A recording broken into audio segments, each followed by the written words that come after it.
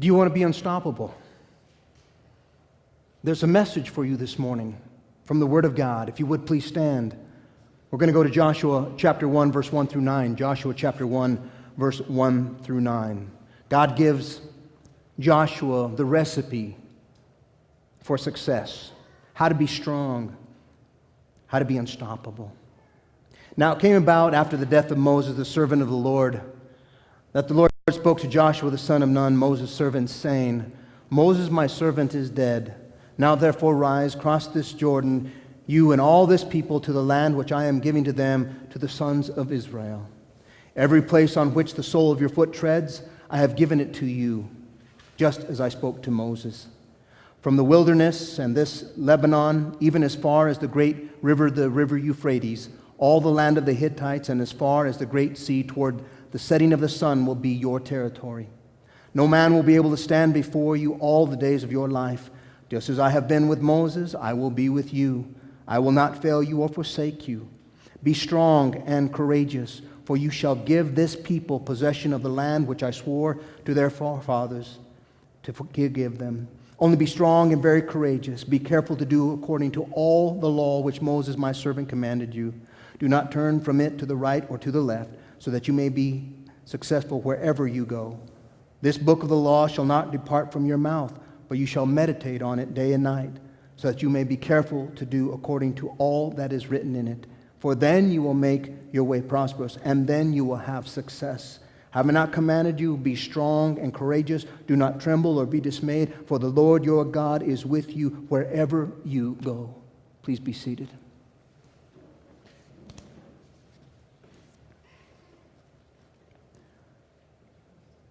What is it going to take to be unstoppable? It's going to require strength and courage. Strength and courage. It is in times of physical weakness that we discover spiritual strength. Joshua was taking over for his leader Moses. This was a daunting task, overwhelming. You can just imagine leading millions of people into a land where he had never been, the land of Canaan. God had promised them 40 years earlier to take possession of this land. He promised that they would take possession if they would only go in, but they refused to follow the Lord's instructions. And so they wandered in the desert for 40 years. And now God says to Moses, Moses, because of the sin you committed, you cannot go in, but your servant Joshua is going to go before you. He's going to lead these people into the promised land.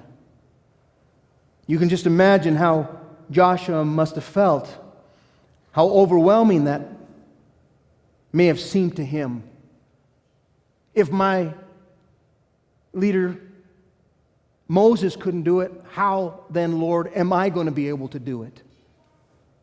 Moses, your servant, Lord, strong, natural-born leader, and here now, Lord, you're going to use me to get these people in, these stiff-necked, obstinate people into the land of Canaan? How am I going to do that? Do you have a battle plan, Lord? Show me your blueprint for getting these people in to the land of Canaan. You can just imagine the questions that he had. Some of you today have questions about how you're going to overcome the challenges in your life. You're looking for answers, you're looking for direction, you're looking for guidance, you're looking for a plan, for a blueprint on how you can overcome, how you can be victorious, how you can be successful. Whether that be in raising children and being a husband, a wife, raising a family, maybe in your career. Challenges are all around us. We're going to face them. We're going to face physical, emotional, spiritual, financial, material problems in life. It's just inevitable that we're going to face them. Joshua, not sure what he was thinking the plan would be. But God says to Joshua 3 times, be strong and courageous. Be strong and courageous. Joshua would suffer physical challenge, emotional, spiritual, There would be all kinds of challenges that Joshua would face. And God tells him this: be strong and courageous. In other words, do not fear, for I will never leave you nor forsake you. Do not fear. We struggle with physical ailments, physical challenges. We all do.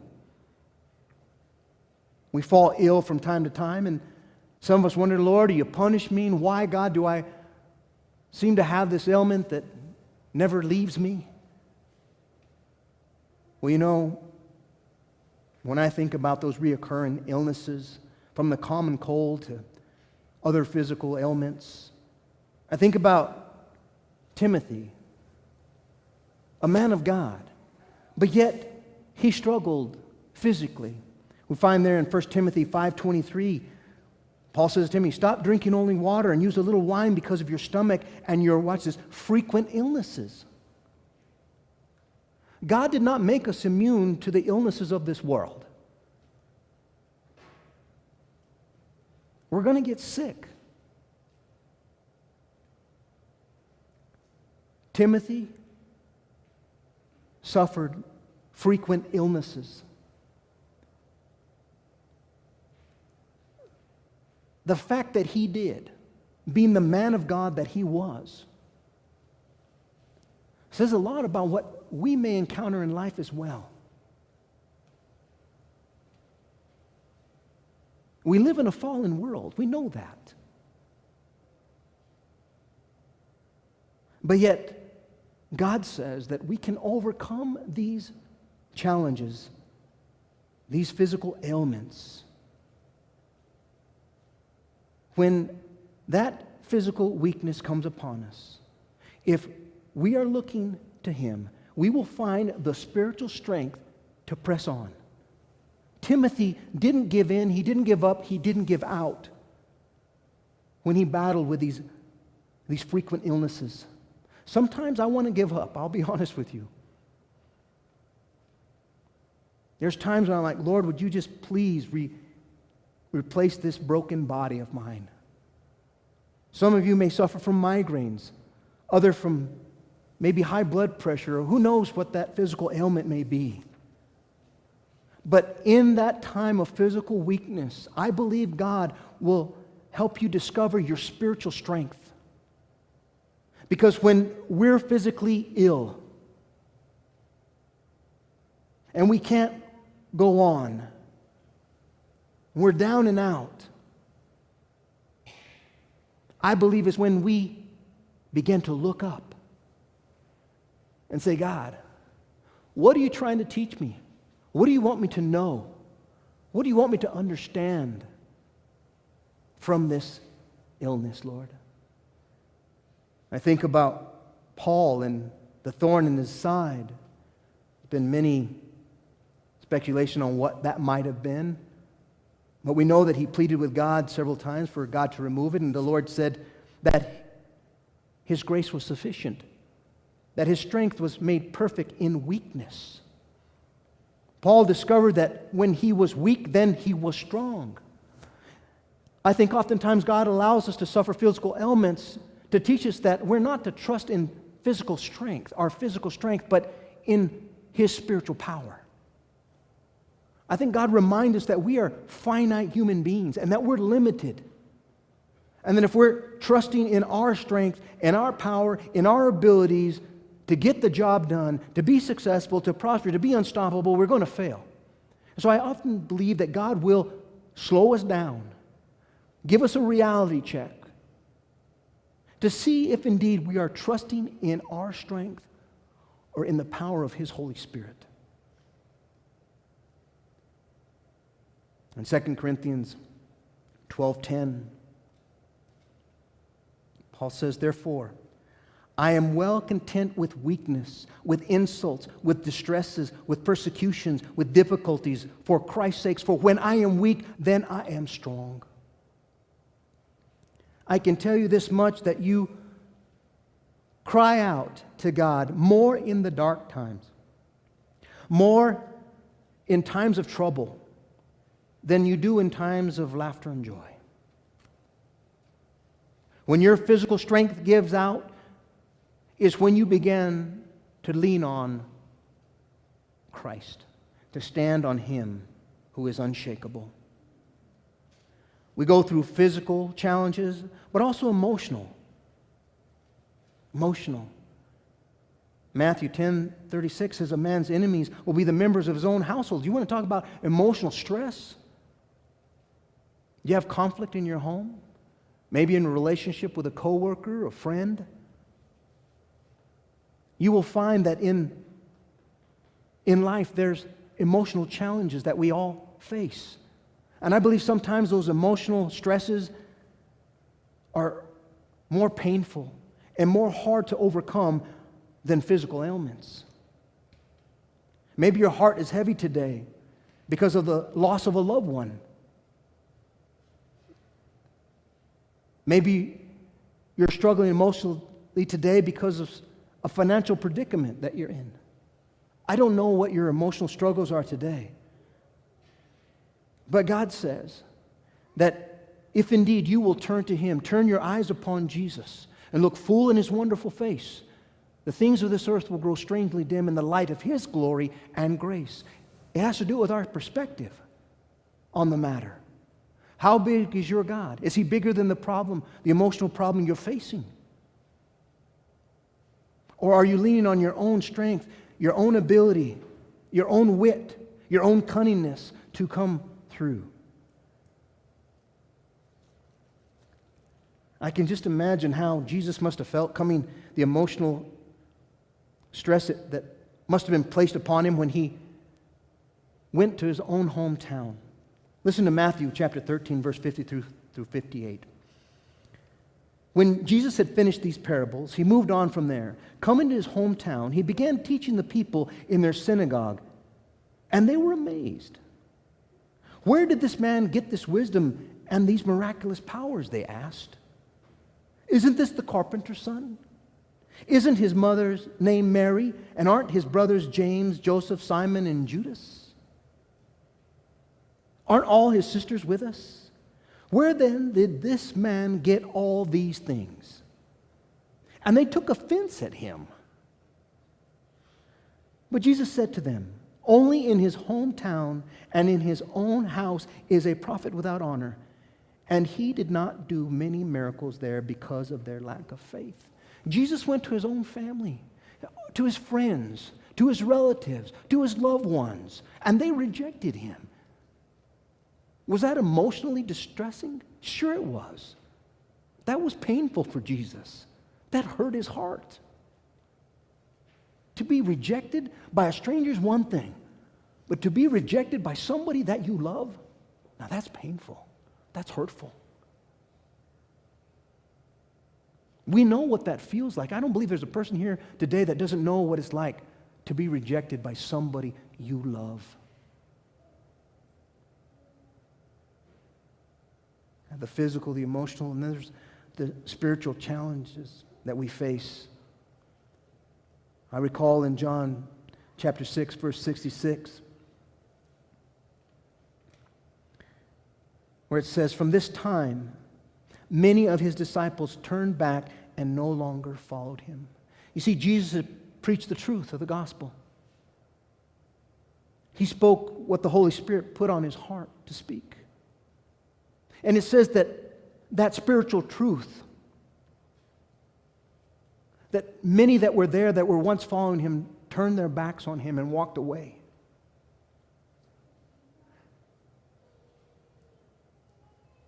Can you imagine what that must have felt like for Christ? To share His love, to share His concern, His compassion with these people, to give them the promises of eternity, of love, protection, guidance, direction, and then to have them walk away.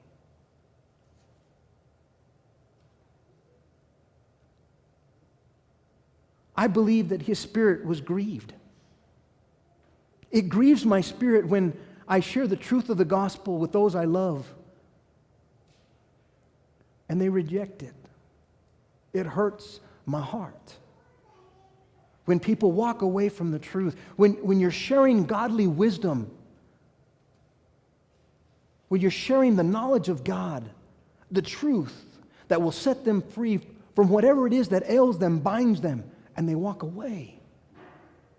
My spirit is grieved. It hurts my heart. There's also the financial and material challenges that we face today. I recall there in Luke chapter 12, 15 through 21, the Lord gives us a warning about wealth. He says, then he said to them, watch out, be on your guard against all kinds of greed. A man's life does not consist in the abundance of his possessions. And he told them this parable. The ground of a certain rich man produced a good crop. He thought to himself, what shall I do? I have no place to store my crops. Then he said, this is what I'll do. I will tear down my barns and build bigger ones. And there I will store all my grain and my goods. And I'll say to myself, you have plenty of good things laid up for many years. Take life easy. Eat, drink, and be merry. But God said to him, you fool. This very night your life will be demanded from you. Then who will get what you have prepared for yourself? This is how it will be for anyone who stores up things for himself but is not rich towards God. Many people today, many Christians today are pursuing worldly wealth and possessions. And that pursuit of worldly wealth and possessions has led them away from their God. They're more concerned about their bank account than about His bank account. They're more concerned about their possessions than blessing those in need. They're more concerned about self. They have what I call the me-itis disease. It's all about me, I, what I can get, how I can build my treasure chest, fill it with good things. God says that we're to store our treasures in heaven, where the thief and the moth cannot damage it, steal it. You want to be rich? Own something money can't buy. God says you should be rich in peace. You should be rich in joy. You should be rich in love. All those gifts that are priceless that only God can give you. What the world offers is a cheap imitation of what God has to offer. I don't think there's a woman here today that would rather have a zirconian cube diamond versus a real one. I know that. We don't want imitation. We want the real stuff, the genuine, authentic peace, the genuine, authentic compassion and mercy and grace and forgiveness. That's what we want. That's what we long for. You want to feel rich? Just count all the gifts you have that money can't buy. Count all the gifts you have, all the things you have that money can't buy. Think about that. What do you have today that money can't buy? That's priceless. Hold on to that. Hold on to that. The real measure of your wealth is how much you'd be worth if you lost all your money. What would you be worth if you lost all your money? Would you be rich in character? Rich in integrity, in virtue, in honor? Or would it all leave you with your money? Or does your money make you? What are you made of?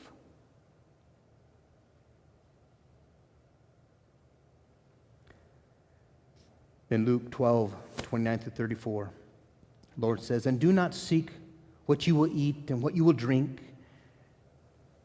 Do not keep worrying. For all these things the nations of the world eagerly seek. But your Father knows that you need these things. But seek His kingdom, and these things will be added to you. Do not be afraid, little flock, for your Father has chosen gladly to give you the kingdom. Sell your possessions and give to charity. Make yourselves money belts, which do not wear out, an unfailing treasure in heaven, where no thief comes near, nor moth destroys. For where your treasure is, there your heart will be also. God says, be rich in my Son Jesus. Be rich in the Holy Spirit. Be rich in love and rich in peace, rich in joy, rich in contentment, rich in mercy and grace, and all those attributes and traits of Christ. Be rich in these things. Physical ailment, emotional stress, spiritual hardship, financial, material pains and discomforts. All of these things can bring us down. How then can we be unstoppable? How can we press through the pain, press through the emotional stresses of life, overcome financial challenges, achieve success, reach our goals? How can we do that? Is it possible? It is. Listen to what God has to say in verse 5. Just as I have been with Moses, I will be with you. I will not fail you or forsake you. The first thing we need to do if we're going to be strong and courageous, if we're going to be fearless, if we're going to be unstoppable, is to remember that God will not abandon you in your time of need. When you're emotionally, physically, spiritually, financially drained, worn out, spent, God is still there. Even when you turn your back on Him, even when you're unfaithful to Him, He is still faithful to you. He cannot be unlike who He is. And He's a faithful, He's a loving, and He's a compassionate God. Even when you're not very loving at times, God is still loving on you. When you're not very caring, He still cares for you. When you're angry at Him, you're shaking your fist at Him, He's still showing you compassion and mercy and grace. What about verse 9? For the Lord your God is with you wherever you go. There's no place you can go. You might think that where you're at right now, God can't reach you. Oh, He certainly can. There is no place where God can't go. For the Lord your God is with you wherever you go. We got to believe what God says. If we're going to be strong and courageous and unstoppable, we got to believe, truly believe what God says. We got to believe in His promises, His good and perfect promises. I recall Psalm 46:1. God is our refuge and strength, a very present help in trouble. Joshua, facing this challenge of getting these people into the land of Canaan, he was going to have to fight a battle there. It's challenging just to lead a few people, but over 1 million plus people. And he's got to take them in to this promised land. And God says to him, Joshua, here's what I want you to do. I want you to believe what I'm telling you right now. If you're going to be strong and courageous, Joshua, here's what you got to do. You got to believe in me, Joshua. You got to believe in my promises. You got to believe when I say I'll never leave you or forsake you, you got to believe that, Joshua. You've got to hold that near and dear to your heart, embed it in your mind, etch it, inscribe it upon your soul, Joshua. You're going to have to do that right now. In order to take these people into that land, in order to deliver them into the promised land, you're going to have to believe in my promises. And here's my promises to you, Joshua. Just as I've been with Moses, I'll be with you. I'll never leave you nor forsake you. For I, the Lord your God, is with you wherever you go. Do you believe that here today?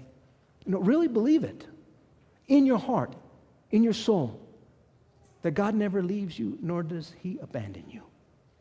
That's the first key to being strong, courageous, unstoppable.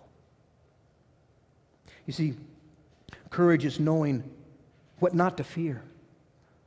God says that we're to have a reverent fear of Him and Him alone, to not fear the challenges of life, to not fear Satan and his demonic spirits, the evil forces that surround us. Do not fear losing your job. Do not fear physical ailments. Do not fear emotional distress. Do not fear these things.